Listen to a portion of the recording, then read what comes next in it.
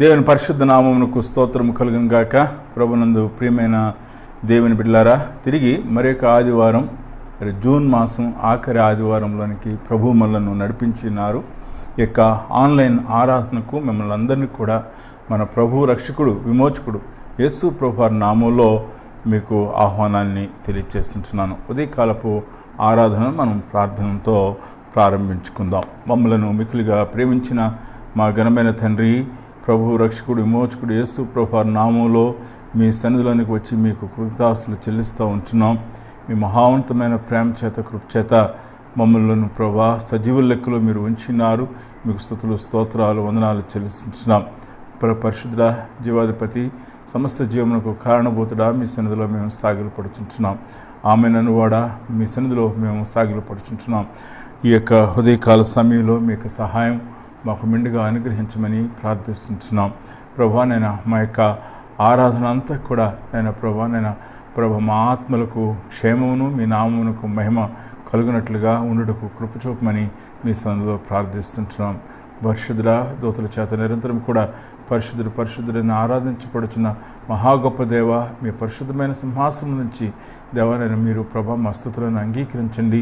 మీ పరిశుద్ధమైన సింహాసనం నుండి ప్రభా మీ కృపగల వాక్కులను మాకు పంపించి దేవ యొక్క ఉదయకాలపు ఆరాధనలో మీరు మాతో మాట్లాడమని మమ్మల్ని మేము తగ్గించుకుంటూ మీ నామాన్ని హెచ్చిస్తూ ఈ ప్రార్థన యేసు పరిశుద్ధ నామమున నడుచున్నాం తండ్రి, ఆమేన్. దేవుని బిడ్డలారా, ఉదయకాల సమయంలో మనం కొన్ని కీర్తనలు పాడుకొని ప్రభు నామాన్ని మనం ఘనపరుచుకుందాం.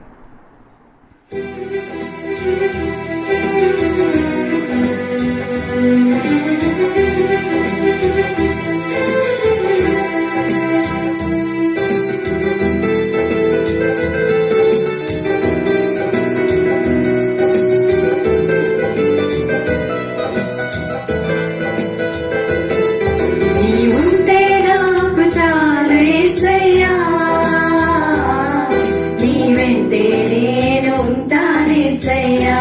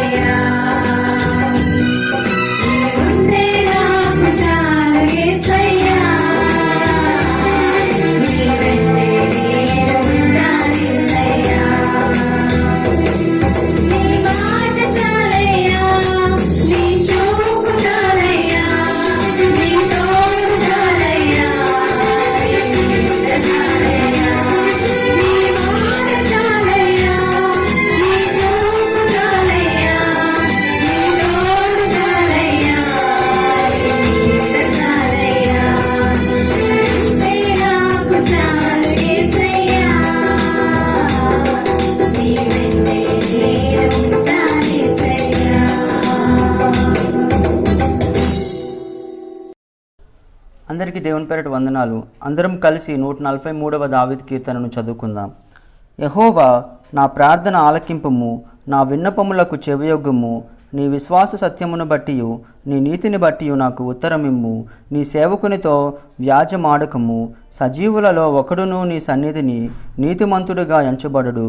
శత్రువులు నన్ను తరుముచున్నారు, వారు నా ప్రాణమును నేల పడగొట్టుచున్నారు. చిరకాలము క్రిందట చనిపోయిన వారితో పాటు గాఢాంధకారములో నన్ను నివసింపచేయుచున్నారు. కావున నా ఆత్మ నాలో కృంగియున్నది, నాలో నా హృదయము విస్మయముందెను. పూర్వదినములు జ్ఞాపకము చేసుకొనుచున్నాను, నీ క్రియలన్నీ ధ్యానించుచున్నాను. నేను నీ చేతుల పని యోచించుచున్నాను, నీ తట్టు నా చేతులు చాపుచున్నాను. ఎండిపోయిన భూమి వలె నా ప్రాణము నీ కొరకు ఆశపడుచున్నది. యెహోవా, నా ఆత్మ క్షీణించుచున్నది, త్వరగా నాకు ఉత్తరమిమ్ము. నేను సమాధిలోనికి దిగువారి వలె కాకుండానట్లు నీ ముఖమున నాకు మరుగు చేయకము. నీ యందు నేను నమ్మికించున్నాను. ఉదయమున నీ కృప వార్తను నాకు వినిపింపుము. నీ వైపు నా మనసు నేనెత్తుకొనిచున్నాను. నేను నడవవలసిన మార్గము నాకు తెలియజేయము. యెహోవా, నేను నీ మరుగు జొచ్చియున్నాను. నా శత్రువుల చేతిలో నుండి నన్ను విడిపింపుము. నీవే నా దేవుడవు, నీ చిత్తానుసారముగా ప్రవర్తించుటకు నాకు నేర్పుము.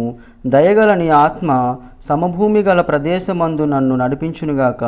యెహోవా, నీ నామమును బట్టి నన్ను బ్రతికింపుము. నీ నీతిని బట్టి నా ప్రాణమును శ్రమలో నుండి తప్పింపుము. నేను నీ సేవకుడను, నీ కృపను బట్టి నా శత్రువులను సంహరింపుము. నా ప్రాణమును బాధపరుచు వారినందరినీ నశింపజేయుము. ఈ కొద్దిపాటి వాక్యం దేవుడు దీవించును. మన పరలోకపు తండ్రికి మన మీదనున్న ప్రేమ, దయ, కృప ఎంతైనది వర్ణించుట ఈ లోకం ఎవరికి సాధ్యం కాదండి. కనుక మనం అందరము ఎల్లప్పుడూ ఆయనను స్తుతించుచు ఘనపరచవలసిన వారమే అన్నామండి. భజన చేయుచు భక్త పాలక ప్రస్తుతింతు నీ నామమును. వృజినములపై జయమునిచిన విజయుడా నిన్ను వేడుకొందు. భజన చేయుచు భక్త పాలక ప్రస్తుతింతు నీ నామమును. దివ్య పదవిని విడచి నీవు దీనుడవై పుట్టినావు. భవ్యమైన బోధలెన్నో బాగుగా ధర నేర్పినావు. భజన చేయుచు భక్త పాలక ప్రస్తుతింతు నీ నామమును. నరులగావను పరము నుండి ధరకు నీవు వచ్చినావు. పరుడనైనా నా కొరకు నీ ప్రాణము నర్పించినావు. భజన చేయుచు భక్త పాలక ప్రస్తుతింతు నీ నామమును. చెడిన వాడ నైన నన్ను చేరదీసి బ్రోచినావు. పడిన నాదు గోతి నుండి పైకి లేవనెత్తితీవు. భజన చేయుచు భక్త పాలక ప్రస్తుతింతు నీ నామమును. ఎంత ప్రేమ, ఎంత దయ, ఎంత కృపయేసయ్య నీకు. ఇంతయని వర్ణింపనిలలో ఎవనికి నిసాధ్యంబు కాదు. భజన చేయుచు భక్త పాలక ప్రస్తుతింతు నీ నామమును. వృజినములపై జయమునిచ్చిన విజయుడా నిన్ను వేడుకొందు. భజన చేయుచు భక్త పాలక ప్రస్తుతింతు నీ నామమును. ప్రభునందు ప్రియమైన దేవుని బిడ్డలారా, మరి ఉదయకాల సమయంలో మనము దేవుని కొన్ని నిమిషాలు పాటల ద్వారా స్తుతించాము. మరి ఈ సమయంలో పాటలు పాడిన బిడ్డలకు ప్రభునామంలో వందనాలు తెలియజేస్తూ ఉన్నాను. తిరిగి మనము ఉదయకాల సమయంలో దేవుని యొక్క వాక్యాన్ని మనము ధ్యానం చేసుకుందాం. ప్రకటన గ్రంథం 3వ అధ్యాయం మరి 14వ వచనం నుండి 22వ వచనం వరకు లవోదికయ సంఘమును గురించిన సత్యాలని మనము చదువుకుందాం. లవోదికయలో ఉన్న సంఘపు దూతకు ఈలాగు వ్రాయము. ఆమె ననువాడును నమ్మకమైన సత్యసాక్షియు దేవుని సృష్టికి ఆదియునైనవాడు చెప్పు సంగతులేవనగా, నీ క్రియలను నేనెరుగుదును. నీవు చల్లగానైనను వెచ్చగానైనను లేవు.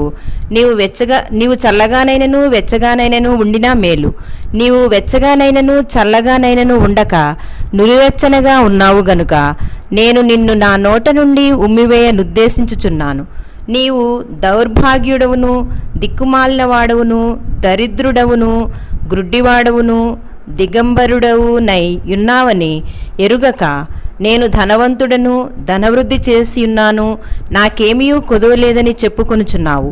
నీవు ధనవృద్ధి చేసుకొనున్నట్లు అగ్నిలో పుటము వేయబడిన బంగారమును, నీ దిశమల సిగ్గు కనబడకుండునట్లు ధరించుకొనుటకు తెల్లని వస్త్రములను, నీకు దృష్టి కలుగునట్లు నీ కన్నులకు కాటుకను నా యొద్ద కొనుమని నీకు బుద్ధి చెప్పుచున్నాను. నేను ప్రేమించు వారినందరినీ గద్దించి శిక్షించుచున్నాను గనుక నీవు ఆసక్తి కలిగి మారుమనసు పొందుము. ఇదిగో నేను తలుపునొద్ద నిలుచుండి తట్టుచున్నాను. ఎవడైనను నా స్వరము విని తలుపు తీసిన ఎడల నేను అతని యొద్దకు వచ్చి అతనితో నేనును నాతో కూడా అతడును భోజనము చేయుదుము.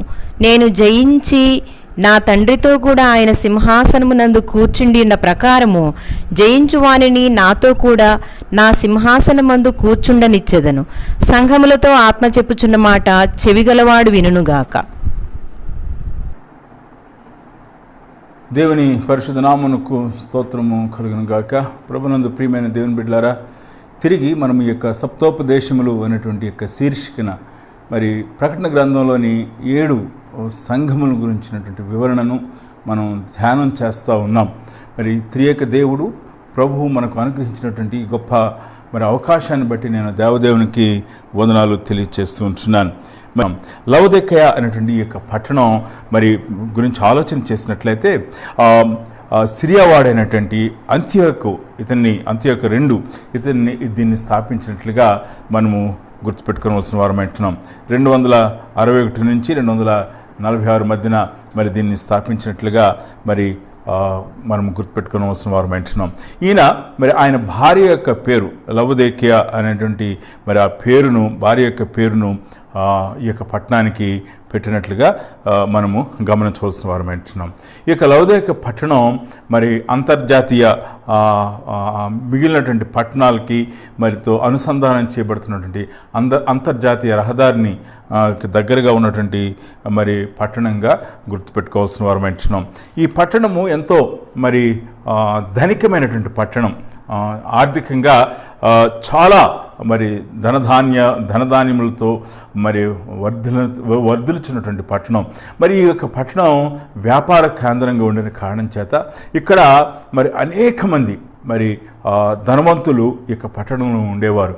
మరి కొన్ని బైబిల్ కామెంటరీస్ చెప్పినటువంటి మరి మాట ఏమిటంటే, ఈ పట్టణంలో 7,500 మరి యూదులైనటువంటి వారు మరి ఆ యొక్క పట్టణంలోనే అత్యంత ధనికులుగా మరి ఈ యొక్క ఈ పట్టణంలో వారు ఉండేవారు అనే విషయాన్ని తెలియచేస్తూ ఉన్నారు. అంటే 7,500 మంది పురుషుల లెక్క వేసినట్లయితే దగ్గరగా మరి ఆ యొక్క సంఖ్య మనం ఆలోచన చేసినట్లయితే ఒక 40 నుండి 50,000 మంది ఆ యొక్క the major portion of the city consist of juice.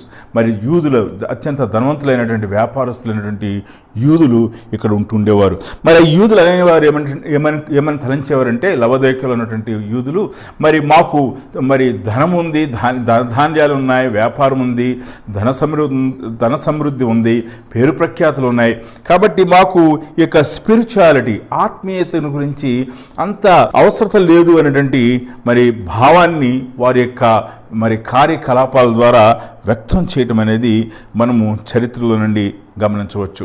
ఈ యొక్క పట్టణం ఎంత ధనికమైందంటే, మరి క్రీస్తు శకం మరి 19వ సంవత్సరంలో మరి 17-19 సంవత్సరాల మధ్యన ఈ యొక్క పట్టణం భూకంపం చేత పూర్తిగా పాడైపోయింది.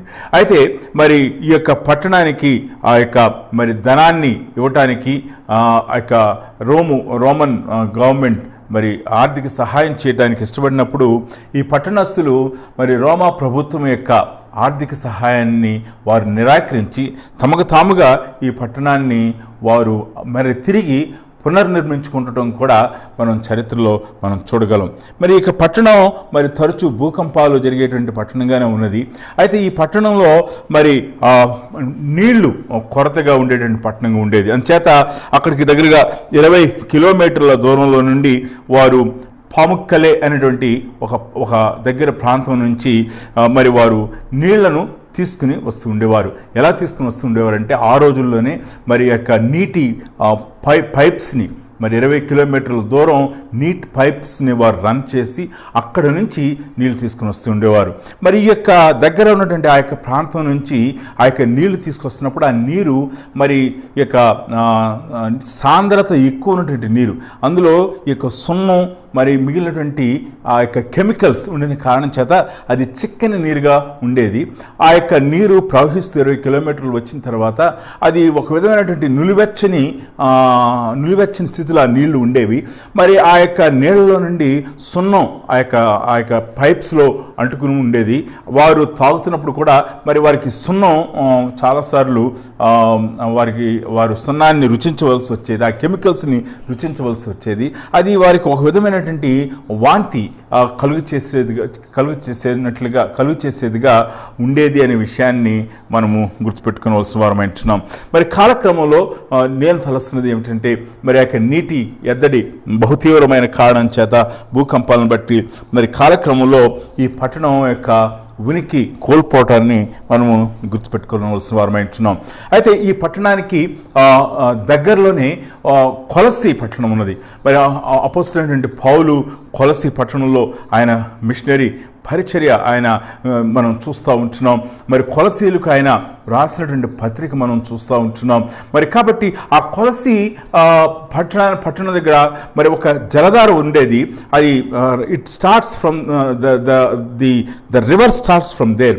ఆ యొక్క నీరు చాలా మరి స్వచ్ఛమైనటువంటి స్ఫటికము వంటి చల్లని నీరు మరి అక్కడి నుంచి ప్రవహిస్తూ ఉండేది. అయితే ఈ పట్టణానికి సంబంధం కాదు, కానీ మరి ఆ దగ్గరలోనే కొలసి పట్టణంలో మరి ఒక చక్కని స్ఫటికంతో కూడినటువంటి మరి ఆ యొక్క స్వచ్ఛమైన నీరు అక్కడ ప్రవహిస్తూ ఉండేది. మరి ఈ పట్టణానికి హిమరపోలి అనేటువంటి దగ్గరలో ఇంకొక పట్టణం ఉండేది. హిమరపోలి అనేటువంటి పట్టణం ఉండేది.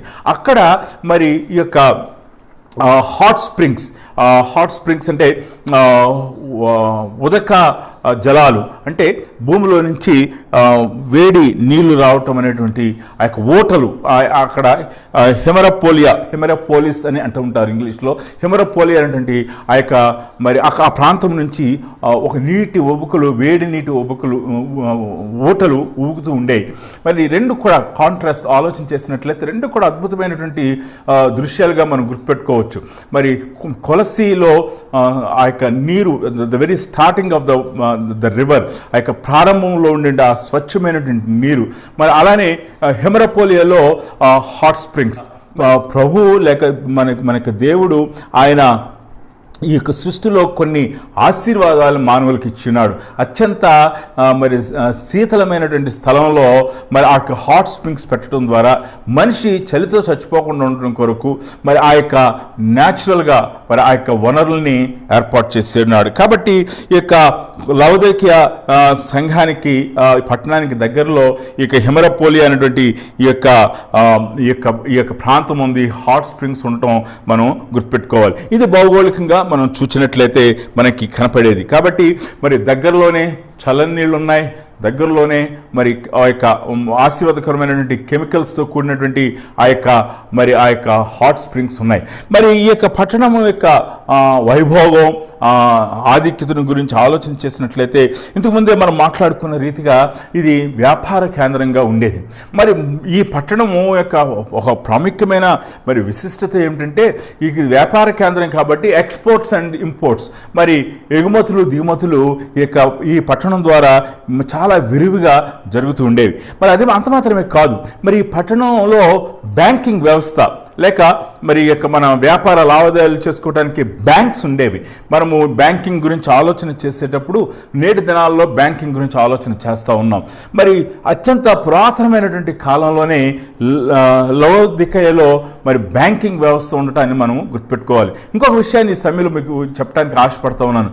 భారతదేశంలో కూడా మరి 4000 సంవత్సరాల మరి ఆ యొక్క ప్రాచీన చరిత్రకు వెళ్ళినట్లయితే మరి బ్యాంకింగ్ వ్యవస్థ భారతదేశంలో కూడా ఉండేది అనే విషయాన్ని మనము ఒకసారి జ్ఞాపకం చేసుకోవాలి. కాబట్టి ఈ యొక్క అత్యంత ప్రాచీనమైన సివిలైజేషన్లో కూడా మరి యొక్క బ్యాంకింగ్ వ్యవస్థ ఉండటాన్ని మనము జ్ఞాపకం చేసుకోవాలి. యేసు ప్రభువారి కాలంలో అంటే మరి క్రీస్తకం మరి 1920 సంవత్సరాల నుంచి 100 years ఆ మధ్య కాలంలో కూడా మరి అక్కడ బ్యాంకింగ్ ఒక పటిష్టమైన బ్యాంకింగ్ వ్యవస్థ లవోదికయ సంఘం పట్టణంలో ఉండటాన్ని మనము గుర్తుపెట్టుకోవాలి. మరి ఇంత బ్యాంకింగ్ వ్యవస్థ ఉన్నది అని అంటేనే ఆర్థిక లావాదేవీలు ఆర్థికంగా ధనాన్ని దాచుకునేటువంటి వ్యవస్థ ఉన్నదంటేనే మరి అది ఎంత మరి ఆర్థికంగా మరి పుష్టి గలటువంటి పట్టణం మనం గుర్తుపెట్టుకోవాలి.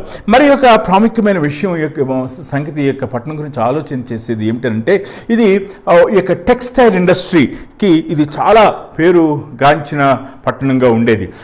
మరి ప్రపంచంలోనే అతి మరి శ్రేష్టమైనటువంటి ఉన్ని మరి ఇక్కడ తయారవుతుండేది. వస్త్రాలు తయారు చేస్తూ ఉండేవారు.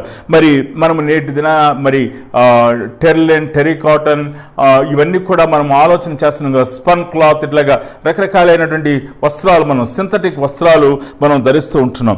ఆ దినాల్లో ఉన్నికి చాలా ప్రసిద్ధికి కూడినటువంటి మరి పట్టణంగా ఉండేది. మరి అనేక వస్త్రాలు తయారు చేసేవారు. మరి కొన్ని రకాలైన కేటగిరీస్ ఆఫ్ వస్త్రాలు నల్లటి ఉన్ని చాలా మరి ప్రసిద్ధి చెందింది. లవోదికయలో ఉన్నటువంటి ఆ నల్లటి ఉన్ని కొరకు ప్రజలు ఎంతో ఆశపడుతూ ఉండేవారు. మరి అక్కడికి వచ్చి కొనుక్కుంటూ ఉండేవారు. ట్రిమెటరీ అనేటువంటి రకాలైనటువంటి వస్త్రాలు ఇక్కడ దొరుకుతూ ఉండేవి అని చెప్తూ ఉండేవారు. మరి ఇక్కడ షాపింగ్ మాల్స్ మరి చాలా విశాలమైన స్థలాల్లో ఎంతో మరి అంగడులు మరి దుకాణాలు ఉంటూ ఉండేవి. కాబట్టి మరి ప్రజలు రావటం కొనుగోలు చేసుకుంటూ తిరిగి వెళ్ళటం అనేది మరి కనిపిస్తూ ఉండేది. Shopping is an essential activity in the banking is an essential activity, manufacturing is an essential activity, shopping is an essential activity. మరి ఇక్కడ షాపింగ్ చేయటం అనేది ఇక్కడ వీళ్ళకి హాబీ. చుట్టుపక్కల ప్రాంతంలో అందరూ వారు కూడా మరి వచ్చి ఇక్కడ షాపింగ్ చేసుకుంటూ ఉండేవారు. సో ఒక షాపింగ్ అనేటువంటిది ఇక్కడ కనిపిస్తూ ఉండేది. తర్వాత మరి ప్రుగ్రియా టెఫ్రా నుంచి కాటుకను ఊరి తీసుకుని వచ్చారు. ప్రుగ్రియా టెఫ్రా అనేటువంటి మరి కాటుకను ఇక్కడ తీసుకొచ్చి అమ్ముతూ ఉండేవారు. ఈ యొక్క కాటుక అదొక మరి మెడిసిన్, అదొక వైద్యం. ఇక్కడ వైద్య కళాశాల ఉండేది. ఇక్కడ అనేక మంది డాక్టర్స్ ఉండేవారు.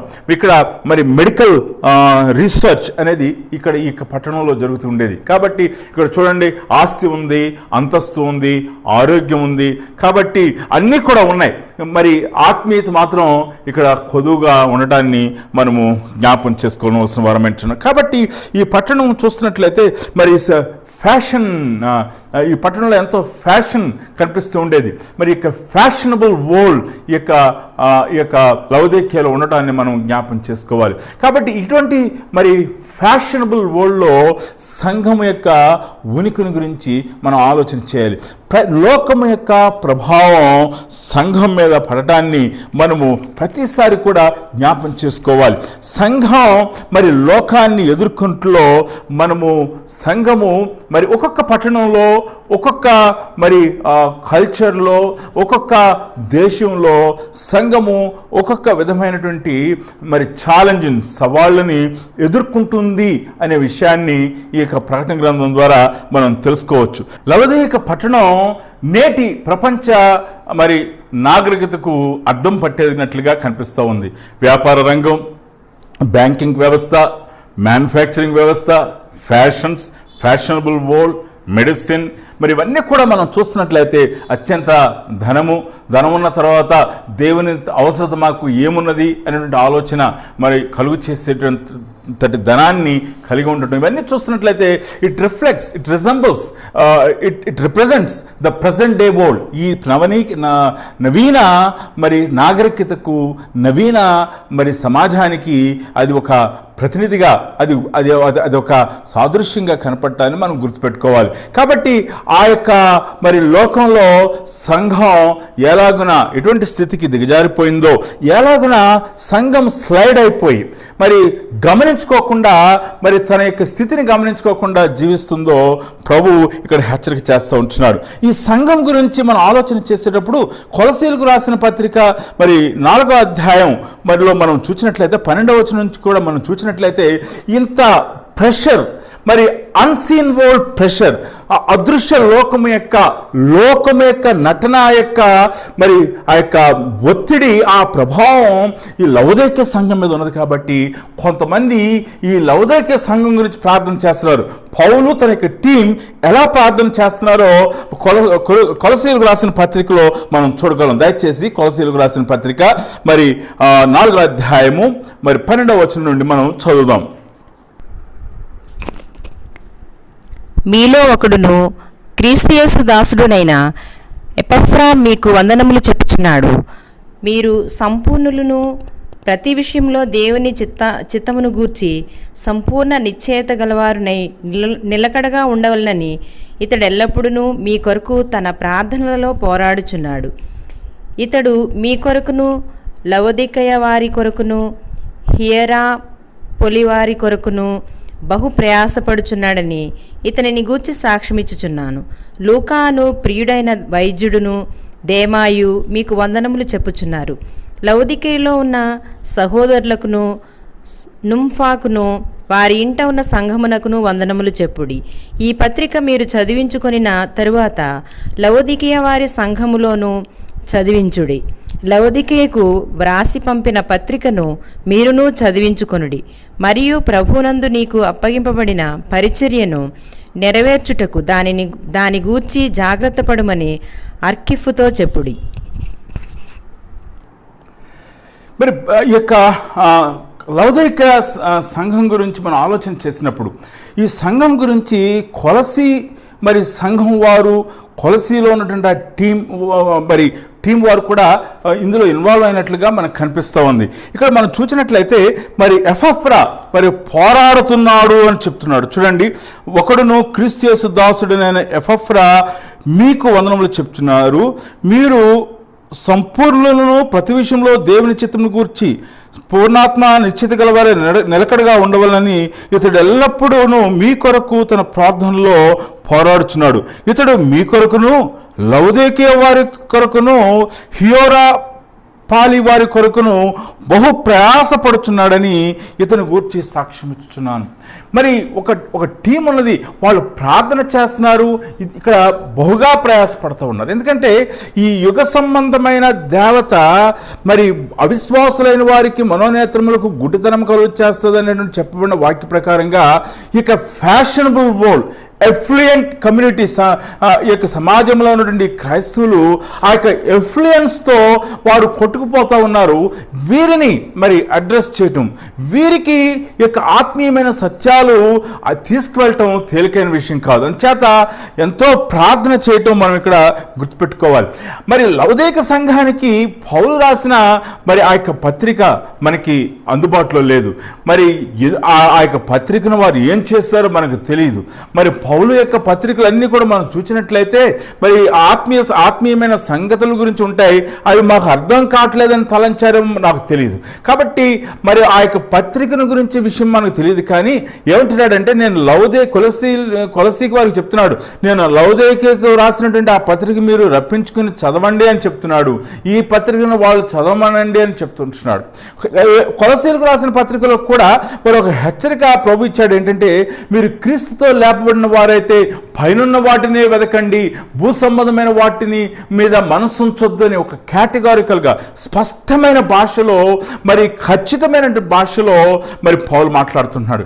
కాబట్టి ఈ ఫ్యాషనబుల్ వరల్డ్లో మరి ఇక ఫ్యాషనబుల్ చర్చ్ గురించి మరి పౌలు ఏమి రాసుంటాడు అంటే, నా ఊహ మాత్రమే, చాలా కఠినమైనటువంటి రీతిలో హెచ్చరిక చేసి ఉంటాడు అని మనం గుర్తుపెట్టుకోవాలి. మరి ఆ యొక్క పత్రిక మనము పొందలేకపోయినప్పుడు కూడా సాక్షాత్తు యేసుక్రీస్తు ప్రభువారే ఈ లవోదికయ పట్టణం గురించి మాట్లాడుతూ, లవోదికయ సంఘంను అడ్రస్ చేస్తూ, దాని యొక్క ఆ యొక్క పట్టణంలో ఉన్నటువంటి లోకాన్ని ఆయన ఎక్స్పోజ్ చేయటం మనము ఈ యొక్క ఉదయకాల సమయంలో గుర్తుపెట్టుకోవాల్సిన వారం అంటున్నాం.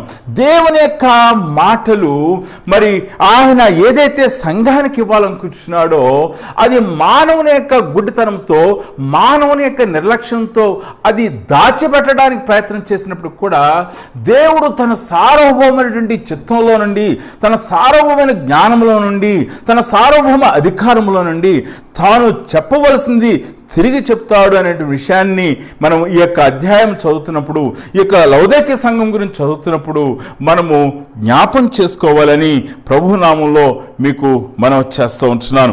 మన యొక్క వ్యక్తిగతమైన జీవితంలో కూడా అంతే. మనము కొన్నిసార్లు మరి ఒక బోధకుణ్ణి, ఒక సేవకుణ్ణి మనము ఆయన యొక్క బోధను మనము తిరస్కరించినప్పుడు కూడా, పెడచెవిని పెట్టినప్పుడు కూడా వేరొక సేవకుని ద్వారా ఆయన తన యొక్క వర్తమానాన్ని తిరిగి పంపిస్తూ ఉంటాడు. మనము గ్రహించగలిగినటువంటి స్థితిలో ఉండినట్లయితే మన యొక్క ఆత్మీయ జీవితాలు మేలుకరంగా దీవించబడతాయి అనే విషయాన్ని గుర్తుపెట్టుకోవాల్సిన వారం అంటున్నాం. కాబట్టి ఇది లవోదికయ సంఘం గురించినటువంటి ఉపోద్ఘాతం. కాబట్టి ఇక్కడ మనం చూసినట్లయితే మరి ఇక ప్రభు చెప్తూ ఉంటున్నాడు, ఆయన అడ్రస్ చేస్తుంటున్నాడు. ఏమని అడ్రస్ చేస్తున్నాడు అంటే, మరి ఆమెన్ అనువాడును నమ్మకమైన సత్యసాక్షియు దేవుని సృష్టికి ఆదియునైన వాడు చెప్పు సంగతులు. మనము గడిచిన కాలంలో మరి ఆ ప్రభువారు ఒక్కొక్క సంఘాన్ని ఒక్కొక్క రీతిలో దర్శించి ఉన్నారు అనే విషయాన్ని మనం ధ్యానం చేస్తాం. ఇక్కడ ఆమెన్ అనేటువంటి పదం మాట్లాడుచున్నాడు. ఆమెన్ అనేటువంటి పదం మరి మనము జరుగునుగాక, అలాగు జరుగునుగాక అని మనం భావిస్తూ ఉంటాం. కానీ ఇది మెస్సీకి ఇవ్వబడినటువంటి బిరుదుగా ఈ యొక్క ఉదయకాల సమయంలో గుర్తుపెట్టుకోవాల్సిన వారం అంటున్నాం. మరి నేను తలస్తూ ఉన్నాను, ఇది అక్కడ మరి యొక్క మరి లవోదికయలో ఉన్నటువంటి సంఘంలో మరి ఆ యొక్క యూదుల నుండి మరి వచ్చిన వారు, యూదుల నుండి క్రైస్తవులైనటువంటి ఆ యొక్క శేషం కూడా ఉండుంటారు. కాబట్టి వారికి హెచ్చరిక చేయడం ద్వారా వారి నుండి యూదయ సమాజానికి కూడా హెచ్చరిక చేయడం కొరకు ఆయన యొక్క మాటను ఉపయోగిస్తుంటున్నాడు. అది ఏమిటంటే మెస్సే యొక్క బిరుదును ఆయన ఉపయోగిస్తుంటున్నాడు. యేసుక్రీస్తు ప్రభువారి ద్వారా మరి సమస్తము కూడా జరుగుటకు, ఆయన యందు సమస్తము కూడా జరుగుట మాత్రమే కాదు, కానీ ఆయనే ఆమెన్ అయి ఉన్నాడు, ఆయన మెస్సే అయి ఉన్నాడు అనే విషయాన్ని తెలియజేస్తూ ఉన్నాడు. ఓ యూదులారా, మరి లవోదికయలో ఉన్నటువంటి యూదులారా, యూదయ ధనవంతులారా, మీరు మెస్సే గురించి ఎదురు చూస్తున్నారో ఆమెన్ అన్నవాడు సంఘమునకు శిరస్సు, ఆ మెస్సియా సంఘమునకు శిరస్సు, ఆయన మాట్లాడుతున్నాడు అని మరి ఆయన చెప్పడాన్ని మనం గుర్తుపెట్టుకోవాలి. మెస్సియా మరి వారు తీర్పు తీర్చడానికి, రాజ్యం చేయడానికి వస్తాడు అని యూదులు నమ్ముతుంటున్నారు. ఇక్కడ యేసుక్రీస్తు ప్రభువారు అదే స్వరంతో తెలియచేస్తుంటున్నాడు. తీర్పు తీర్చువాడును, రాజ్యము చేయవాడును, హృదయములను అంతరింద్రియములను పరిశోధ పరిశోధించేవాడును, మానవుని యొక్క నిజస్థితిని బహిర్గతము చేయవాడును నేను అనే విషయం తెలియచేయడం కొరకు ఆయన ఈ మాటను తెలియచేస్తున్నాడు. మరి ఆమెను వాడును నమ్మకమైన సత్యసాక్షి అని ప్రభు మాట్లాడుచుంటున్నాడు. ఏ ఫెయిత్ఫుల్ విట్నెస్. మరి ఆయన యేసుక్రీస్తు ప్రభువారు తన గురించి చెప్తున్నటువంటి మాట, ఆయన నమ్మకమైన సత్య సాక్షి. మరి యోహాను సువార్తలో మనం చూస్తున్నాం, యేసుక్రీస్తు ప్రభువారు ఆయన సత్యమునకు సాక్షిగా ఉన్నాడు, ఆయనే సత్యమై ఉన్నాడు అనే విషయాన్ని మనము ధ్యానం చేసి ఉన్నాం. కాబట్టి ఇక్కడ ఆయన తను సత్య సాక్షిగా, నమ్మకమైన సత్య సాక్షిగా తాను పరిచయం చేసుకుంటున్నాడు. మరి అంత మాత్రమే కాదు, కానీ ఆయన సంపూర్ణతను, దైవత్వాన్ని ఇక్కడ మాట్లాడుచుంటున్నాడు. దేవుని సృష్టికి ఆదియునైన వాడు చెప్పు సంగతులు. ఆయనే సృష్టికర్త ఇచ్చినాడు, ఆయన ద్వారానే మరి అన్ని కూడా ఉనికిలోనికి వచ్చినాయి. ఇక్కడ ఉపయోగించబడిన ఆ యొక్క పదాన్ని మనము ఆర్కే అనేటువంటి పదాన్ని ఉపయోగించారు. దానికి అర్థం ఏంటంటే యేసుక్రీస్తు ప్రభువారు అన్నిటికీ కూడా మూలమై ఉన్నాడు అనే విషయాన్ని తెలియచేస్తుంటున్నారు. యోహాను సువార్తలో మనము యోహాను సువార్తను ధ్యానం చేసినప్పుడు మనము జ్ఞాపం చేసుకున్నాం. మరి మొదటి అధ్యాయంలో మనం చూసినట్లయితే, యోహాను సువార్త మొదటి అధ్యాయము 2వ వచనము మనం చూసినట్లయితే, ఆయన ఆదియందు దేవుని యొద్ద ఉండెను, సమస్తమును ఆయన మూలముగా కలిగెను, కలిగి ఉన్నదేదియు ఆయన లేకుండా కలగలేదు. Everything is created in him. There is nothing that is created outside of him. He is all in all. ప్రభునందు ప్రియమైనటువంటి దేవుని బిడ్డలారా, మరి కొలస్సీలకు రాసిన పత్రిక మొదటి అధ్యాయము మనము 16, 17, 18 వచనాలు మనం చూసినప్పుడు యేసుక్రీస్తు ప్రభువారు ఆయన గురించి మాట్లాడుతున్నప్పుడు, ఆయన ఎవరు అని అంటే ఆయన the pre existence of Christ. యేసుక్రీస్తు ప్రభువారు శరీరధారిగా రాకముందు ఉన్న ప్రభు గురించి మాట్లాడుతున్నాడు.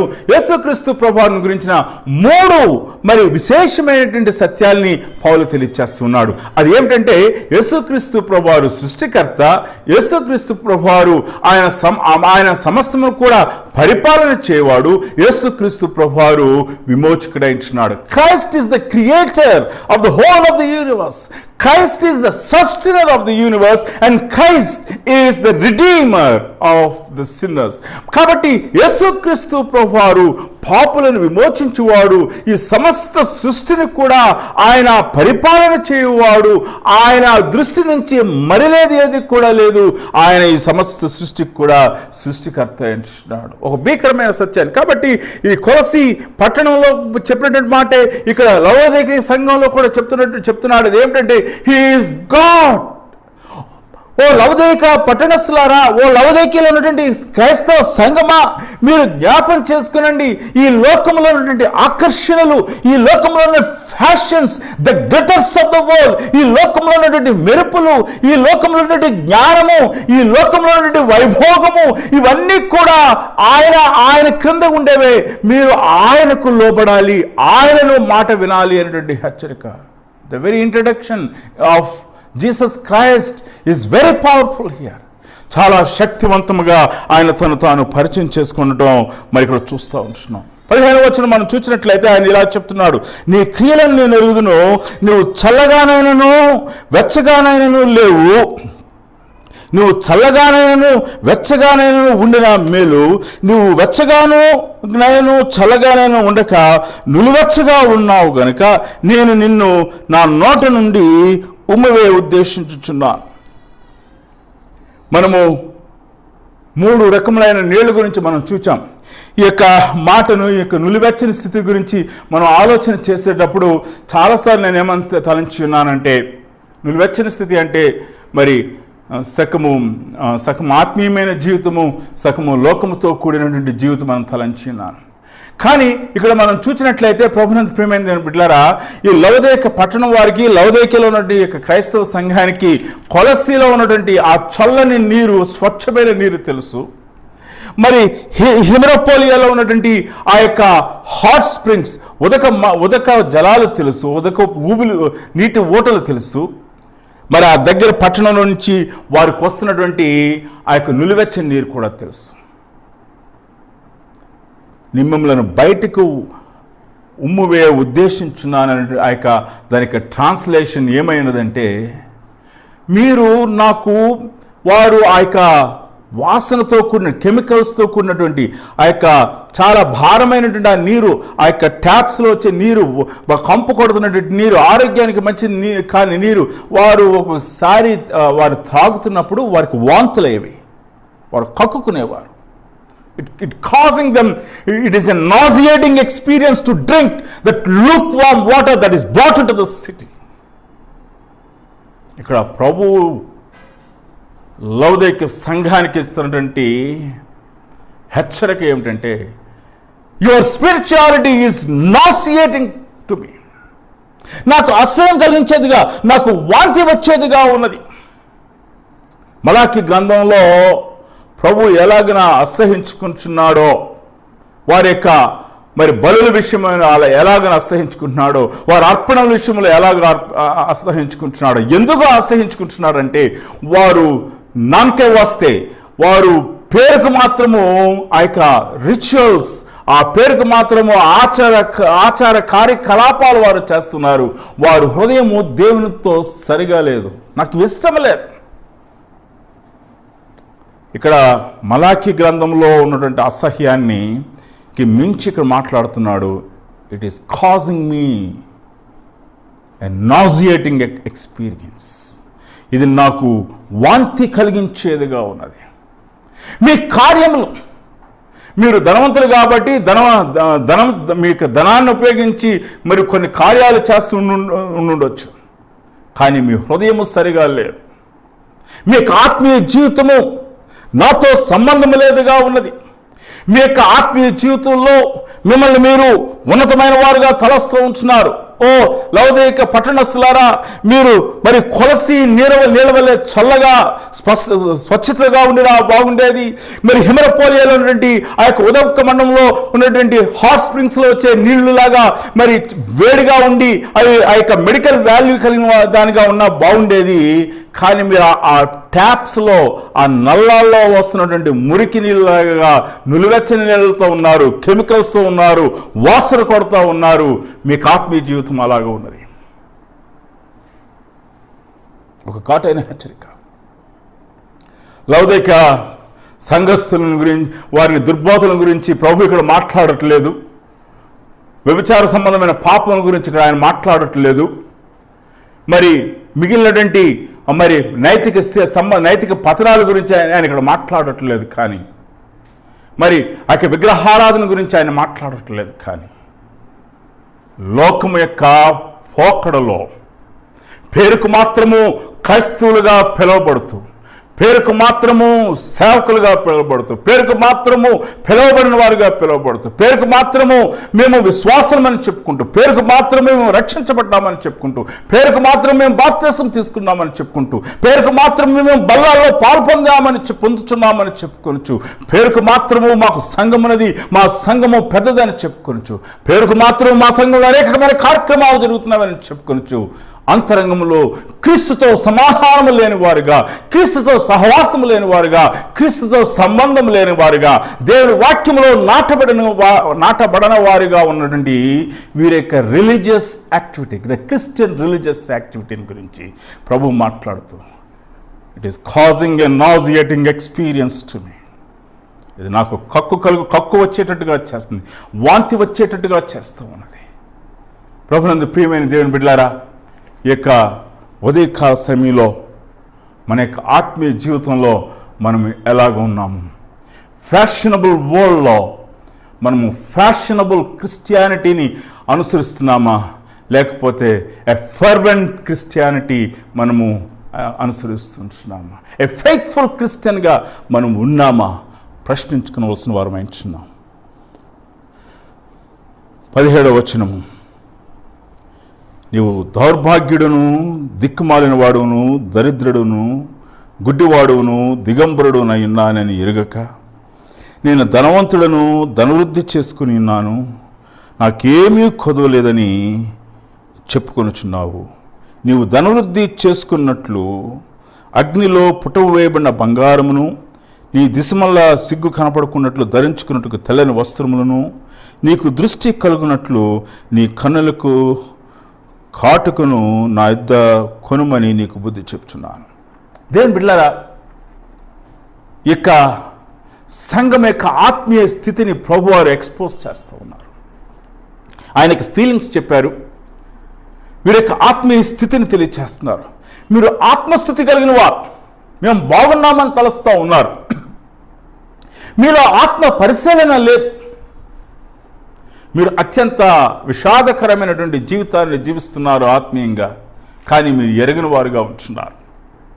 కాబట్టి ప్రభు ఇక్కడ మాట్లాడుతూ ఉంటున్నారు. వీరు అనుకుంటున్నారు మేము ధనవృద్ధి చేసుకున్నామంటున్నారు. నేను ధనవంతుడను, ధనవృద్ధి చేసుకున్నాను, నాకేమీ కొదవలేదు. We have everything. మరి ఆ యొక్క శ్రేష్టమైన ఉన్నితో కూడిన చేయబడినటువంటి ఫ్యాషనబుల్ మరి వస్త్రాలు మేము ధరిస్తూ ఉన్నాం. మా బ్యాంకులో కావలసినంత ఆర్థిక మరి సంపత్తి ఉన్నది, మాకు కావలసిన బంగారము ఉన్నది. ఇదిగో మాకు కావలసినటువంటి మరి ఈ లోక సంబంధమైన మెడిసిన్స్ ఉన్నాయి, మెడికల్ నాలెడ్జ్ ఉంది, మా దగ్గరికి రోగము రాదు. ఆ యొక్క మరి ప్రక్రియ నుంచి తీసుకువచ్చినటువంటి ఆ కాటుగా మేము కొనుక్కోగలం. We are self sufficient people. దేవుని బిడ్డలారా, ఆదాము అవ్వలు వారు దిగంబరులైన తర్వాత వారు కచ్చడములను చేసుకుని ఉన్నారు. వారు మరి తమ దిగంబరత్వాన్ని కప్పుకోవటానికి కచ్చడములు చేసుకున్నారు. వారు దిగంబరులమని తెలుసుకుని ఉన్నారు. కానీ లౌదైక్య సంఘం వారు దిగంబరులము అని తెలుసుకోలేని స్థితిలో ఉంటున్నారు. It's an utter foolishness. యుగ సంబంధమైన దేవత అవిశ్వాసులైన వారి మనోనేత్రములకు గుడ్డితనము కలుగు చేయుచున్నది. వాస్తవం. ఈ లోక సంబంధమైనటువంటి ధనధాన్యములు, ఈ లోక సంబంధమైన వైభోగము అనేక సార్లు మన యొక్క ఆత్మీయ స్థితిని కప్పివేసేవిగా ఉంటాయి. అందుచేతనే మన యొక్క ఆత్మీయమైన స్థితిలో ఈ లోకంలో ప్రభు మనలను ఆర్థికంగా దీవిస్తున్నట్లయితే మంచిదే, మనకు ఆరోగ్యంతో దీవిస్తున్నట్లయితే మంచిదే, ఈ లోకంలో పెర్సిక్యూషన్ లేకుండా ఉన్నట్లయితే మంచిదే. కానీ నీకు ఆత్మీయ జీవితంలో నీవు గుడ్డివాడుగా ఉంటావు. నీ జీవితంలో నీవు దేవుని యొక్క సత్యాలని తెలుసుకోలేని విషయంలో వాడుగా అయిపోతావు అనే విషయాన్ని జ్ఞాపకం చేసుకోనండి. ప్రభువు మనలను విశ్వాస విషయంలో ధనవంతులుగా కమ్మని అడుగుతుంటున్నాడు. దేవుని విషయంలో ధనవంతులు కమ్మని ఆయన అడుగుతుంటున్నాడు. సత్కారముల విషయంలో ధనవంతులు కమ్మని ఆయన మనల్ని అడుగుతుంటున్నాడు. ఆత్మీయంగా వీరు దిగంబరులుగా ఉన్నారు. ఆత్మీయంగా వీరు దిగంబరులుగా ఉన్నారు. వారికున్నటువంటి ధనాన్ని బట్టి వారు అనేకమైన కార్యములు చేపట్టవచ్చు. కానీ ఆత్మీయంగా దేవునితోని ఆ యొక్క పర్సనల్ వాక్ విషయంలో మనం చూసినట్లయితే, ఆత్మీయమైనటువంటి స్థితిని కట్టుకున్న విషయంలో మనం చూసినట్లయితే వీరు గుడ్డివారుగా ఉంటున్నారు. పేతురు తను రాసినటువంటి మరి 2వ పత్రిక 1వ అధ్యాయంలో మరి మనకి ఒక ఆత్మీయమైన సాధనం తెలియచేస్తున్నాడు. A spiritual exercise that we all need to have. ఆ యొక్క స్పిరిచువల్ ఎక్సర్సైజ్ లేనట్లయితే మనము గుడ్డివారం అవుతాము అని చెప్తుంటున్నాడు. ప్రభునందు ప్రియమైన దేవుని బిడ్డలారా, పేతురు రాసిన 2వ పత్రిక 1వ అధ్యాయం మనం చదువుదాము. 1వ అధ్యాయంలో మరి కొన్ని విషయాల్ని మీ ముందుంచాలని మనం ఆశపడుతూ ఉంటున్నాను. మరి 3వ వచనము నుండి 4వ వచనం నుండి నేను చదువుతుంటున్నాను. ఈ వాగ్దానముల మూలముగా మీరు తప్పించుకొని దేవ స్వభావమును పాలువారుగునట్లు వాటిని అనుగ్రహించెను. పై భాగంలో ఏముంటుందంటే, దురాశను అనుసరించడం వలన లోకమందున్న భ్రష్టత్వమును ఈ వాగ్దానము మూలముగా మీరు తప్పించుకొని దేవ స్వభావమందు పాలువారుగుటకు వాటిని అనుగ్రహించెను. ఈ హేతు చేత ఆయన మనకి ఇవ్వబడినటువంటి స్పిరిచువల్ ఎక్సర్సైజ్ గురించి మాట్లాడుచుంటున్నాడు. ఈ హేతు చేత మీ మట్టుకు మీరు పూర్ణ జాగ్రత్త గలవారై మీ విశ్వాసమునందు సద్గుణమును, సద్గుణమునందు జ్ఞానమును, జ్ఞానమునందు ఆశానిగ్రహమును, ఆశానిగ్రహమునందు సహనమును, సహనమునందు భక్తిని, భక్తి యందు సహోదర ప్రేమను, సహోదర ప్రేమందు దయను అమర్చుకునుడి. ఇవి మీకు కలిగి విసర్జించినడలా అవి మన ప్రభు అయిన యేసుక్రీస్తును గురించిన అనుభవ జ్ఞానం విషయంలో మిమ్మల్ని సోమరులైనను నిష్ఫలైనను కాకుండా చేయును. ఎక్సర్సైజ్ కలిగిన వారు ఆత్మీయ విషయంలో సోమరులు కారు, నిష్ఫలులు కారు అని చెప్తున్నాడు. కాకపోతే 9వ వచనం, ఇవి ఎవరికి లేదో, ఇక ప్రాక్టీస్ ఎవరికి లేదో, ఎవరికి లేకపోనో వాడు తన పూర్వ పాపములకు శుద్ధి కలిగిన సంగతి మరిచిపోయి గుడ్డివాడును దూరదృష్టి లేనివాడు నగును. దేవుని బిడ్డలారా, యొక్క లోకం యొక్క ప్రభావం ఉధృతంగా మన మీదకు వస్తున్నప్పుడు మనము మన యొక్క ఆత్మీయమైన సాధన విషయంలో మనము నిరంతరముగా ప్రాక్టీస్ చేస్తున్నట్లయితే మనం గుడ్డివారంగా కాము, దూరదృష్టి లేని వారంగా కాము. ఎవరైతే చేయరో వారు గుడ్డివారుగా ఉంటారు, దూరదృష్టి లేని వారుగా ఉంటారు, రాబో ఉగ్రతను తెలుసుకొని లేని వారుగా ఉంటారు, వారి యొక్క తమ స్థితిని ఎరిగిన వారుగా ఉంటారు. ఇక్కడ మనం చూసినట్లయితే ఇక వాక్య భాగంలో మనం చూస్తున్నట్లయితే నువ్వు గుడ్డివాడు, నువ్వు దిగంబరుడవు, ఈ విషయం నీకు తెలియట్లేదు. ప్రభు చెప్తున్నాడు. అంచేత ఉదయకాల సమయంలో మన యొక్క ఆత్మీయ జీవితాలను పరిశీలన చేసుకోవడానికి మనము ప్రభు దగ్గరికి రావాలి, ప్రభు వాక్యం దగ్గరికి రావాలి. ప్రభు వాక్యం దగ్గరికి ఎలా రావాలి అని మనం ప్రశ్నించినట్లయితే, ప్రభా ఈ యొక్క వాక్యం ద్వారా మీరు నాతో మాట్లాడండి, నా యొక్క ఆత్మీయమైన స్థితి ఏ విధంగా ఉన్నదో నాకు చూపెట్టండి. నేను ఈ లోకంలో ఉన్నాను, లోకపు ఆకర్షణలు నన్ను వెంబడిస్తూ ఉన్నాయి, లోకం యొక్క ప్రెషర్స్ నా మీద ఉన్నాయి. ఈ యొక్క లోకం యొక్క ప్రెషర్స్లో ఈ యొక్క స్పిరిచువల్ ఎక్సర్సైజెస్ నేను చేయలేకపోతూ ఉన్నాను. ఒకవేళ నేను గుడ్డివాడిని అయ్యానేమో, దురదృష్టి లేని వాడిని అయ్యానేమో, దయచేసి నన్ను క్షమించండి. ఈ యొక్క సుఖభోగముల యందు నేను సుఖభోగముల యందు నేను వాంఛిస్తున్నాను, దయచేసి నన్ను దర్శించండి ప్రభా అని అడుగుతూ దేవుని సన్నిధిలో దేవుని వాక్యం దగ్గరికి వచ్చినప్పుడు మన యొక్క ఆత్మీయమైన స్థితిని ఆయన బయలుపరచువాడాయించున్నాడు. ప్రభు చెప్తుంటున్నాడు, నీవు ఆత్మీయంగా దౌర్భాగ్యుడవు, దిక్కుమాలిన వాడవు, దరిద్రుడవు, గుడ్డివాడవు, దిగంబరుడనై ఉన్నావు. 5 విషయాలు. ఇది ఒక సంతోషంతో చెప్పేది కాదు, కానీ ఒక కోపంతో, ఒక దుఃఖంతో, ఒక ఆవేదనతో ప్రభు మాట్లాడుచుంటున్నాడు.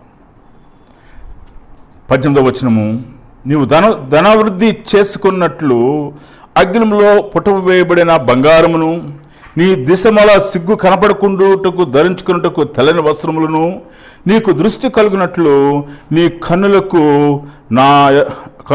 కాటుకను నా యొద్ద కొనుమని నీకు బుద్ధి చెప్తున్నాను. ఈ 3 వారికి కావాల్సింది. లోక సంబంధమైన బంగారం వాళ్ళ దగ్గర ఉంది, లోక సంబంధమైనటువంటి మరి ఆ యొక్క వస్త్రాలు the best of it's kind వీళ్ళ దగ్గర ఉన్నాయి. మరి లోక సంబంధమైనటువంటి మెడిసిన్ వీళ్ళ దగ్గర కాటుక ఉన్నది. ఆ యొక్క పృగియా మరి టెఫ్రా యొక్క కాటుక వీళ్ళ దగ్గర ఉన్నది. ప్రభు అంటున్నాడు, నా దగ్గర నుండి కొనండి. యు లైక్ షాపింగ్, ఇవన్నీ కూడా మీరు వెళ్ళి కొంటూ ఉన్నారు. మీరు ఇక్కడ ఒక ఎనాలజీని ఉపయోగిస్తున్నాడు, మీరు ఇవి నా దగ్గర నుంచి కొనండి. ఏమని కొనాలి? బంగారమును మీరు కొనండి. దేవుని యొక్క వాక్యము బంగారంతోనూ మేలిమి బంగారంతో దేవుని యొక్క వాక్యము పోల్చబడినది. దేవుని సన్నిధిని కోరండి. దేవుని బిడ్డలారా, మీరు నా దగ్గరికి రండి, పరిశుద్ధతను కోరండి. తెల్లని వస్త్రములను, నీతి వస్త్రములను మీరు కోరండి, మీరు నా దగ్గర కొనండి. ఆయన అలంకార రీతిగా చెప్తున్నారు. వీరి యొక్క ట్రెండ్ షాపింగ్ మోడ్లో వీరు ఉంటారు కాబట్టి చెప్తూ ఉంటున్నారు. మీరు నా దగ్గర బంగారమును కొనండి, పరలోకములో ధనవంతులు కండి. వాక్యం అనే బంగారం దగ్గరకు రండి మొట్టమొదటిగా. తర్వాత పరలోకంలో నేను ధనము కూర్చుకొని వాళ్ళని ఆశ కలిగిన వారుగా ఉండండి. రెండవదిగా మీరు వస్త్రములను కొనుక్కొనండి. మీరు దిగంబరులు, మీ వస్త్రములను కొనుక్కొనండి. మూడవదిగా మీరు గుడ్డివారు కనుక నా దగ్గర కాటుకు కొనండి. The medicine that I gave, లోకంలో ఇచ్చే మెడిసిన్, అది లోక సంబంధమైన ఆరోగ్యం ఇస్తుంది, కానీ మిమ్మల్ని ఇంకా కూడా ఆత్మీయమైన గుడ్డితనంలోనే ఉంచుతున్నది. కాబట్టి మీరు వీటిని నా దగ్గర కొనండి. ఇక్కడ 19వ వచనంలో, నేను ప్రేమించిన వారిని అందరినీ గద్దించి శిక్షించుచున్నాను కనుక నువ్వు ఆసక్తి కలిగి మారు మనసు పొందము. Don't delay. ఈ యొక్క శిక్ష మీ దగ్గర తీసుకుని వస్తున్నాను. నేను గద్దిస్తాను, నేను శిక్షిస్తాను, ఎందుకంటే నేను ప్రేమించే వారిని గద్దిస్తాను. దేవుడు దుర్బీజులను ఆయన శిక్షించడు. The discipline is not for the illegitimate children. The discipline is to the legitimate children. తండ్రి తన కుమారులను ఆయన శిక్షించేవాడంటున్నాడు, ఆయన ట్రైనప్ చేసేవాడు, డిసిప్లిన్ చేసేవాడంటున్నాడు. కాబట్టి నేను మిమ్మల్ని అడుగుతున్నాను, మిమ్మల్ని డిసిప్లిన్ చేయాలనుకుంటున్నాను. మీరు మారు మనసు పొందండి. ప్రభునందు మిక్కిలి ప్రియమైనటువంటి దేవుని బిడ్డలారా, ఆసక్తి కలిగి మన పాపం విషయమై పశ్చాత్తాపడటానికి మనం ఆశపడుచుంటున్నామా? 20వ వచనము, ఇదిగో నేను తలుపు నద్ద నుండి తట్టుచున్నాను, ఎవడైనా నా స్వరం విని తలుపు తీసినడలా నేను అతని యొద్దకు వచ్చి అతనితో నేనును నాతో కూడా అతడును భోజనము చేయుదము. మనకందరికి కూడా ఫేమస్ పిక్చర్, ప్రభువారు, యేసు ప్రభువారు ఆయన ముళ్ళ కిరీటం ధరించి తలుపు దగ్గరకు వచ్చి తట్టడం, ఆ ఫేమస్ పిక్చర్ మనకు కనిపిస్తూ ఉన్నది.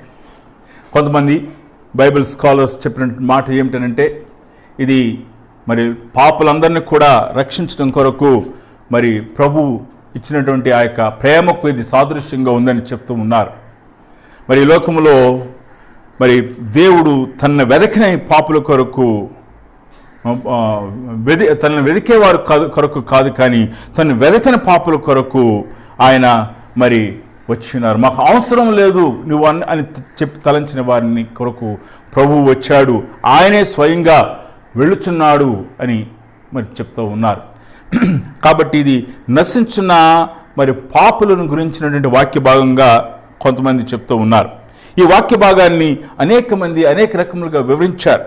మరి జపాన్ క్రిస్టియన్ కౌన్సిల్ వారు చెప్పిన మాట ఏమిటంటే, ఇతర మతములతో క్రైస్తవ మతాన్ని మనము మరి పోల్చినట్లయితే మరి ఉండేటువంటి ఒక తేడా ఏమిటంటే, మానవుడు దేవుడిని వెతుకుట కాదు, కానీ దేవుడే మానవుణ్ణి వెతుకుచున్నాడు. నశించిన దానిని వెతికి రక్షించుటకు మనుష్య కుమారుడు వచ్చెను. It is God who is seeking. It is God who is taking the first step and initiative. ప్రభు ఆయన మొదటి అడుగు వేస్తున్నాడు, ఆయన పూనుకుంటున్నాడు.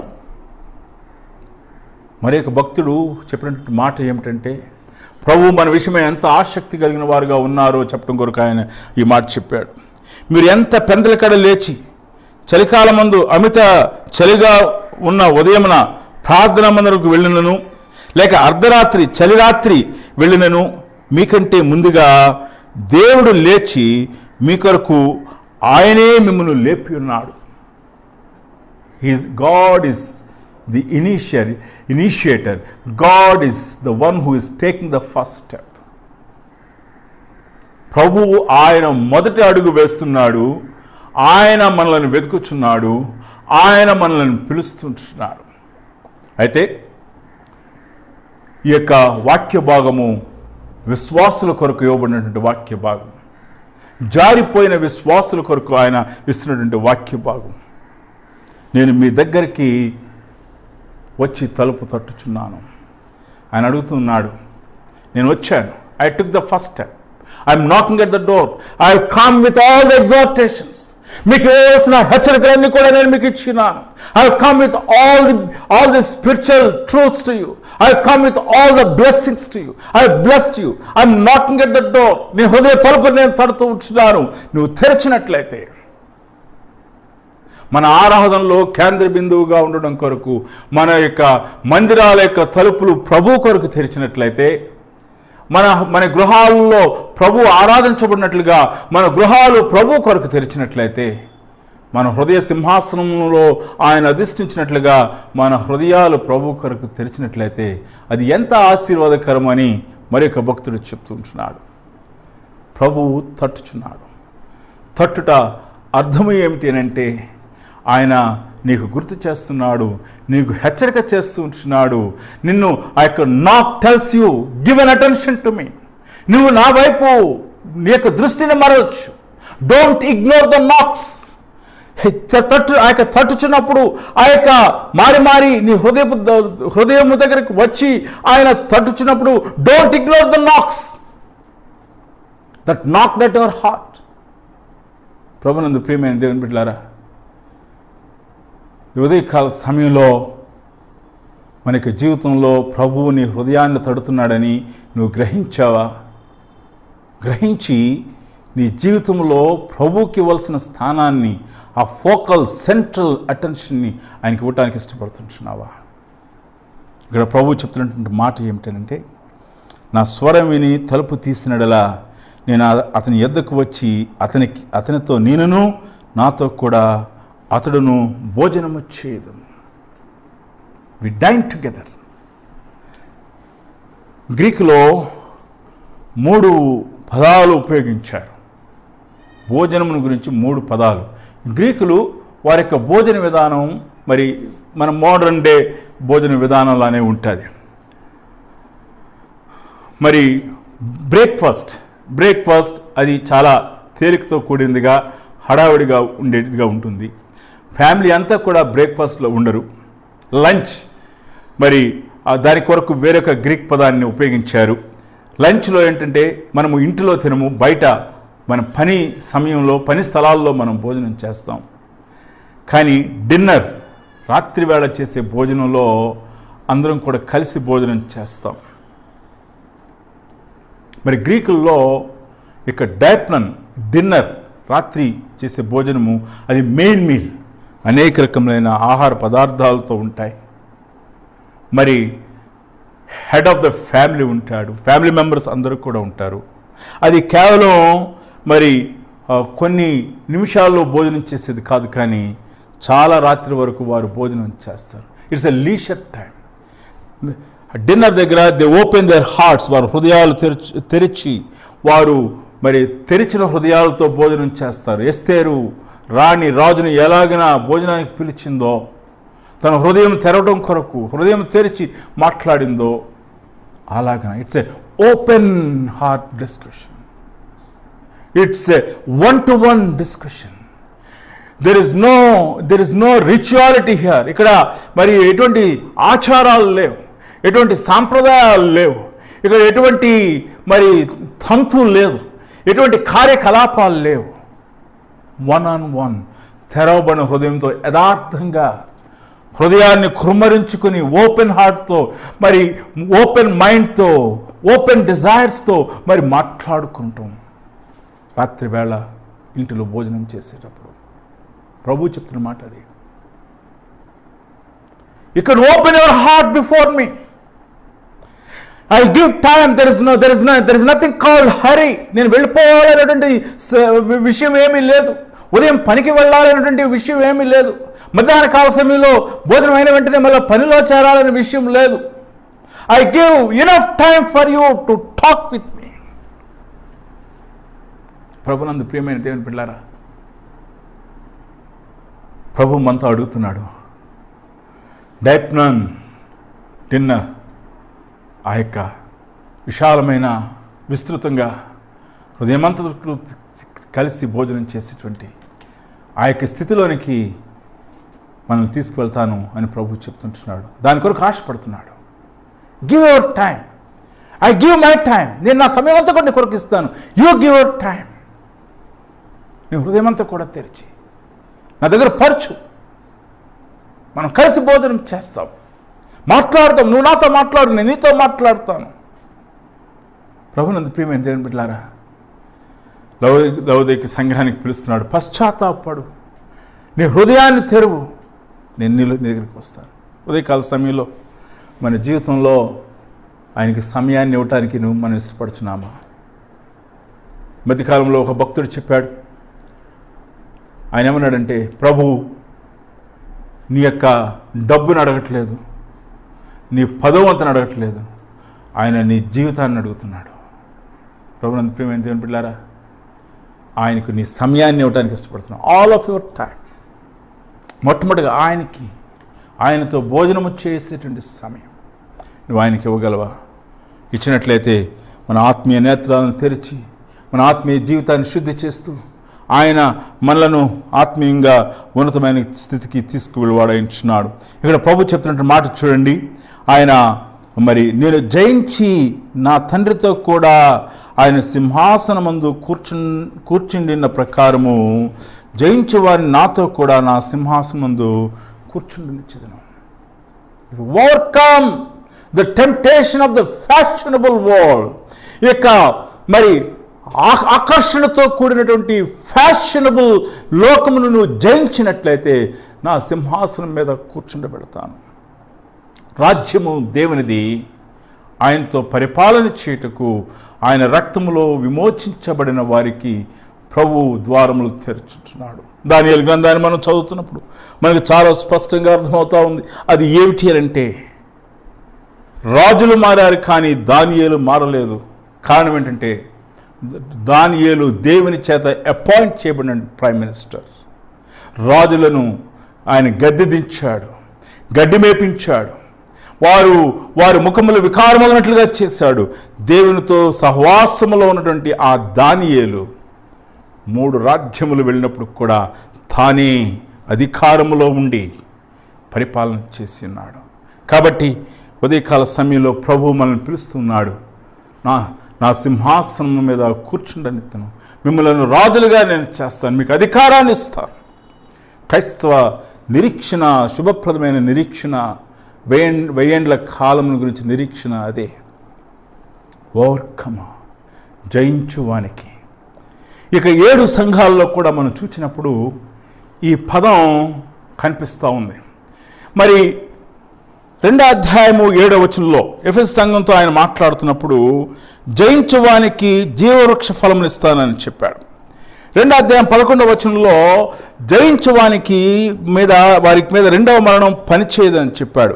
2వ అధ్యాయం 17వ వచనంలో జయించు వారికి మరుగైన మన్నాను భుజింపనిస్తానని చెప్పాడు. 2వ అధ్యాయం 26, 28 వచనాల్లో మనం చూసినట్లయితే ఆయన జయించువానికి వేకువ చుక్కనిస్తానన్నాడు. 3వ అధ్యాయం 5వ వచనంలో చూసినట్లయితే జయించువాని పేరు తుడిపి పెట్టదని చెప్పాడు. మరి 3వ అధ్యాయం 12వ వచనంలో చూసినట్లయితే మరి జయించువాన్ని మరి స్తంభముగా చేస్తాను నా ఆలయంలో అని చెప్పాడు. 3వ అధ్యాయం 31వ వచనంలో మనం చూసినట్లయితే నాతో కూడా సింహాసనంపై కూర్చుండబెట్టుదును. ప్రభునందు ప్రియమైన దేవుని బిడ్డలారా, మనము రివార్డ్స్, వేరియస్ కైండ్స్ ఆఫ్ రివార్డ్స్ని మనం ఇక్కడ చూస్తూ ఉన్నాం. జీవవృక్ష ఫలాన్ని తినటము, 2వ మరణం హాని చేయదు, మరుగైన మన్నాను మనం భుజించటము, వేకువ చుక్క, మరి మన పేరు జీవగ్రంథంలో తురుపు పెట్టను అనేటువంటి వాగ్దానము, ఆయన ఆలయంలో మనల్ని స్తంభంగా చేస్తాననేటువంటి వాగ్దానము, ఆయన సింహాసనము నుండి కూర్చుండి మనం పరిపాలన చేసే వాగ్దానం. ఆ వాగ్దానాలను పక్కన పెడదాం. ఇక్కడ ఒక కామన్ వర్డ్ ఏమిటంటే జయించువానని.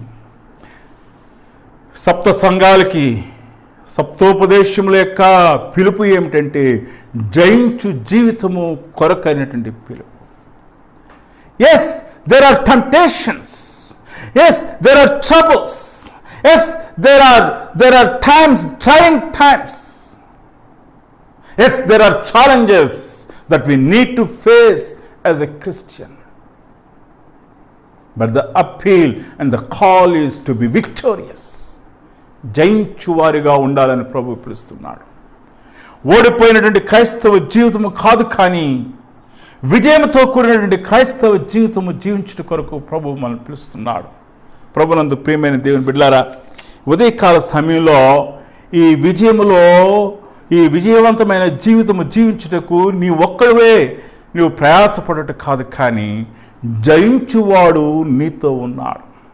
మన ప్రభు క్రైస్ట్ ఈజ్ ద విక్టర్. ప్రభు మరి ఆయన ఈ లోకమును జయించున్నాడు, మరణమును జయించున్నాడు. ఆయన అనునామముల కన్నా పరిణామమును ధరించిన వాడుగా ఉంటున్నాడు. తండ్రి మరి కృపాసముందు ఆశీనుడైన ప్రభువుగా ఉంటున్నాడు. సమస్తం మీద అధికారం కలిగిన ప్రభువుగా ఉంటున్నాడు. He is the victor. Christ is the victor. And Christ is calling us to be victorious. ప్రభువు మనను విజయవంతమైన జీవితం జీవించాలని ఆశపడుతున్నాడు.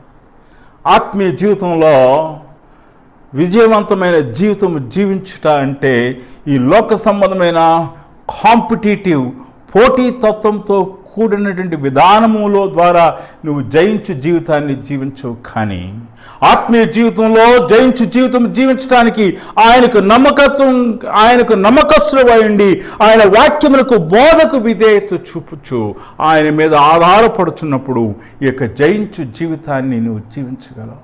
ప్రభునందు ప్రియమైన దేవుని బిడ్డలారా, ఈ ఉదయకాల సమయంలో మన యొక్క ఆత్మీయ జీవితంలో జయించు వారిగా ఉండుటకు పిలిచిన్నాడు. ప్రతి సంఘంలో కూడా సమస్యలు ఉండటం మనం చూచాం.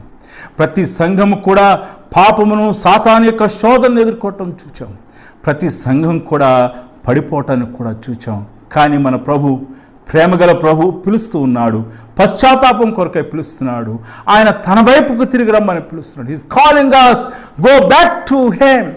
ఆయన వైపుకు వెళ్ళమని ఆయన మనల్ని పిలుస్తున్నాడు. Go back to Christ alone.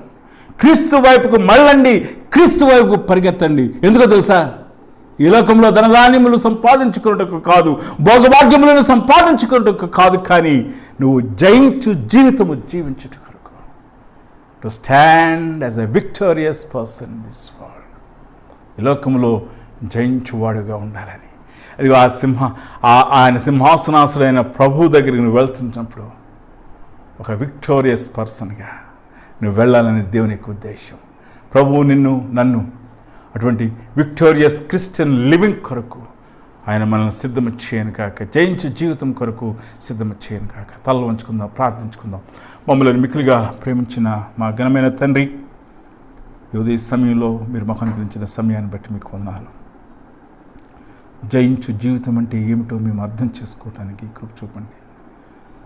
లౌదికీయ సంఘం, ఆ సంఘము యొక్క లోకం యొక్క నటనలో నేను కొట్టుకొని పోయినది. సంఘాన్ని మీరు దర్శించారు. సంఘం యొక్క నిజస్థితిని మీరు చూపించినారు. లౌదికీయ సంఘం యొక్క పాపము, బలహీనత, వ్యభిచారము కాదు, విగ్రహారాధన కాదు, దుర్బోధలు కాదు నాయనా, కేవలం లోకం యొక్క నటన, భూలోక సంబంధమైన వాటిని గురించి కొరకైన ఆశ, ధనధాన్యముల కొరకైన ఆశ, భోగభాగ్యముల కొరకైన ఆశ.